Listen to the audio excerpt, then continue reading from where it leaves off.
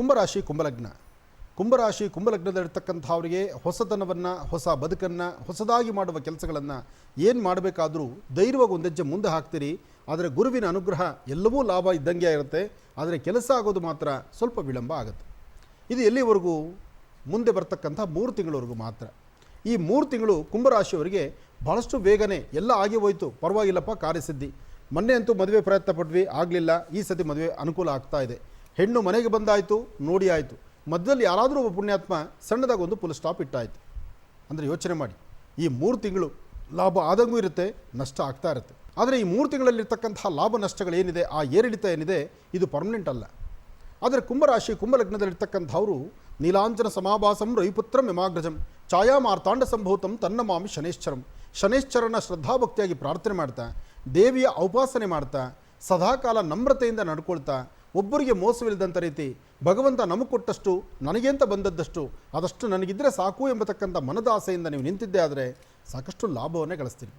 ಆದಷ್ಟು ನೀವು ಮಾಡಬೇಕಾಗಿರ್ತಕ್ಕಂಥ ಕೆಲಸಗಳಲ್ಲಿ ಏನಾದರೂ ಒಂದಿಷ್ಟು ಪ್ರವರ್ಧಮಾನಕ್ಕೆ ಬರಬೇಕು, ಹೆಚ್ಚಿನ ಫಲಾಫಲಗಳನ್ನು ಸಿದ್ಧಿಪಡಿಸ್ಕೊಳ್ಬೇಕು ಎಂಬತಕ್ಕಂಥ ಚಿಂತನೆ ನಿಮಗಿದ್ದರೆ ನೀವು ಮಾಡಬೇಕಾಗಿರ್ತಕ್ಕಂಥದ್ದು ಪ್ರತಿ ಶುಕ್ರವಾರ ಸಂಧ್ಯಾಕಾಲದ ಗೋಧುಳಿ ಲಗ್ನದಲ್ಲಿ ತಾಯಿ ಮಹಾಲಕ್ಷ್ಮಿಯನ್ನು ಪ್ರಾರ್ಥನೆ ಮಾಡಿ.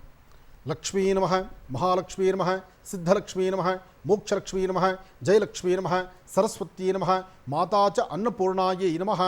ಹೀಗೆ ದೇವಿನ ಉಪಾಸನೆ ಮಾಡೋದ್ರಿಂದ, ಹಸಿದ ಹೊಟ್ಟೆಗೆ ಅನ್ನವನ್ನು ಉಣಬಡಿಸೋದ್ರಿಂದ, ಯಾರ ಸಂಕಷ್ಟಕ್ಕಾದರೂ ನಾನೂ ನಿಮ್ಮೊಂದಿಗಿದ್ದೀನಿ ಅಂತ ಹೇಳಿ ಒಳ್ಳೆ ಮನಸ್ಸಿನಿಂದ ನೀವು ಒಂದು ತೀರ್ಮಾನ ತೊಗೊಳ್ತೀರಲ್ಲ, ಅದು ನಿಮ್ಮನ್ನು ಕೈ ಹಿಡಿಯುತ್ತೆ.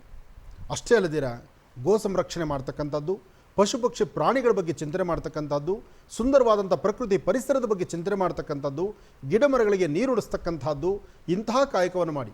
ಯಾವ ವ್ಯಕ್ತಿ ಹಸುವಿನಿಂದ ಇದ್ದಾನೋ ಅವನಿಗೆ ಅನ್ನವನ್ನು ಬಡಿಸಿ ಆತನ ಹೊಟ್ಟೆಯ ಹಸುವನ್ನು ನೀಗಿಸಿ.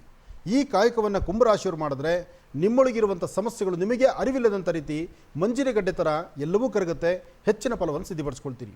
ಆದರೆ ಮುಂದಿನ 4 ತಿಂಗಳು, ಈ 3 ತಿಂಗಳ ಭವಿಷ್ಯ ಹೀಗಿದ್ದರೆ ಮುಂದಿನ 4 ತಿಂಗಳು ಅದೃಷ್ಟ ನಿಮ್ಮದು.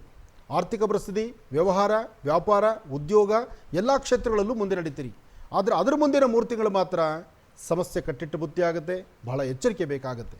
ಏನೇ ಬರಲಿ, ಬಂದದ್ದು 100 ಸಮಸ್ಯೆ ಇರಲಿ ಅಥವಾ ಎಂಥದ್ದೇ ಸಂಕಷ್ಟಗಳಿರಲಿ, ಅದು ತಡೆಯುವ ಶಕ್ತಿ ನನಗೆ ಕೊಡಪ್ಪ ಭಗವಂತ ಅಂತ ಶನೇಶ್ಚರನ ಗಟ್ಟೆಗೆ ಆತನ ಪಾದವನ್ನು ಹಿಡಿರಿ. ಯಾಕೆಂದರೆ ಈ ಬಾರಿ ರಾಜನಾಗಿರ್ತಕ್ಕಂಥವನು ಶನಿ. ಯಾಕೆಂದರೆ ಮಂತ್ರಿಮಂಡಲದಲ್ಲಿ, ಅಂದರೆ ಈ ಒಂದು ವಿಶೇಷವಾಗಿರ್ತಕ್ಕಂಥ ನವನಾಯಕರಲ್ಲಿ ಶನಿಯ ಪ್ರಭಾವ ಬಹಳ ವಿಶೇಷವಾಗಿರ್ತಕ್ಕಂಥದ್ದು, ಗುರುವಿನ ಪ್ರಭಾವ ಅಷ್ಟೇ ವಿಶೇಷವಾಗಿರ್ತಕ್ಕಂಥದ್ದು, ಬುಧ ಇರತಕ್ಕಂಥ ಆಸ್ಥಾನ ಅಷ್ಟು ಸಮಂಜಸವಾದಲ್ಲದ್ರಿಂದ ನಿಮ್ಮ ಬುದ್ಧಿ ಚೈತನ್ಯ ಮಾತ್ರ ಚಂಚಲತೆ ಎಂಬತಕ್ಕಂಥದ್ದು ಸಾಕಷ್ಟು ಇದೆ. ಎಚ್ಚರಿಕೆ ಇರಲಿ, ಜೋಪಾನ ಇರಲಿ, ಭಗವತಿಯ ಪಾದವನ್ನು ಗಟ್ಟಾಗಿ ಹಿಡಿಯುವಂಥ ಮನಸ್ಸು ನಿಮ್ಮದಾಗಿರಲಿ. ಒಳ್ಳೆಯದಾಗಲಿ, ಶುಭವಾಗಲಿ.